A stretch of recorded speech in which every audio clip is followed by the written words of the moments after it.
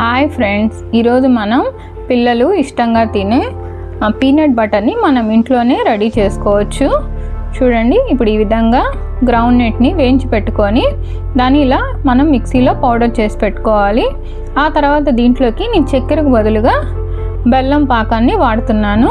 కొంచెం బెల్లాన్ని మనం కరగబెట్టుకొని చల్లార్చుకొని పెట్టుకోవాలి. కొంచెం మీరు జామున్ చేస్తారు కదా, ఆ కన్సిస్టెన్సీ ఉంటే చాలు బెల్లం పాకం. తర్వాత దీంట్లోకి నేను ఇంకా సన్ఫ్లవర్ ఆయిల్ వేస్తున్నాను. మీరు కాంటే గ్రౌండ్ నట్ ఆయిల్ కూడా యూస్ చేసుకోవచ్చు. దీంట్లో బటర్ వేసామంటే మనం ఫ్రిడ్జ్లో పెట్టుకున్నప్పుడు అది గట్టిగా అయిపోద్ది. కాబట్టి ఇట్లా సన్ఫ్లవర్ ఆయిల్ కానీ గ్రౌండ్ నట్ ఆయిల్ కానీ యూస్ చేసుకుంటే ఇప్పుడు ఈ కన్సిస్టెన్సీలో వస్తుంది మనకి పీనట్ బటరు.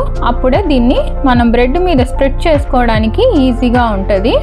చూడండి, ఈ విధంగా దీన్ని ఒక బాక్స్లో స్టోర్ చేసి ఫ్రిడ్జ్లో పెట్టుకోవచ్చు. మీ పిల్లలకి ఈవినింగ్ టైంలో దీన్ని స్నాక్స్ లాగా కూడా ఇవ్వచ్చు.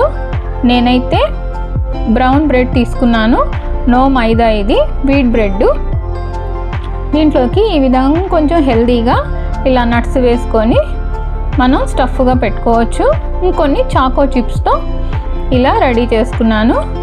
వీటిని మనం కొంచెం క్రిస్పీగా రావడం కోసం అనేసి మనం వీటిని ఒక పాన్ మీద బటర్ వేసుకొని వీటిని 2 సైడ్స్ మనం ఈ విధంగా రోస్ట్ చేసుకున్నామంటే పిల్లలు ఇష్టంగా తినడానికి క్రిస్పీగా వస్తాయి ఇవి.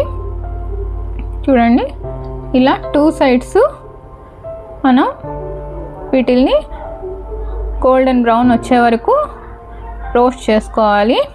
అప్పుడే దాంట్లో పెట్టిన చాకో చిప్స్ మెల్ట్ అయ్యి పిల్లలు తినడానికి ఇష్టపడతారు. ఇప్పుడు ఇవి రెడీ అయిపోయింది పీనట్ బటర్తో బ్రెడ్. చూడండి, ఈ చాకో చిప్స్ మెల్ట్ అవ్వడం వల్ల చాక్లెట్ టేస్ట్తో ఇలా వస్తుంది. మీరు కూడా ఈ రెసిపీని మీ పిల్లలకి ట్రై చేసి చూడండి ఒకసారి.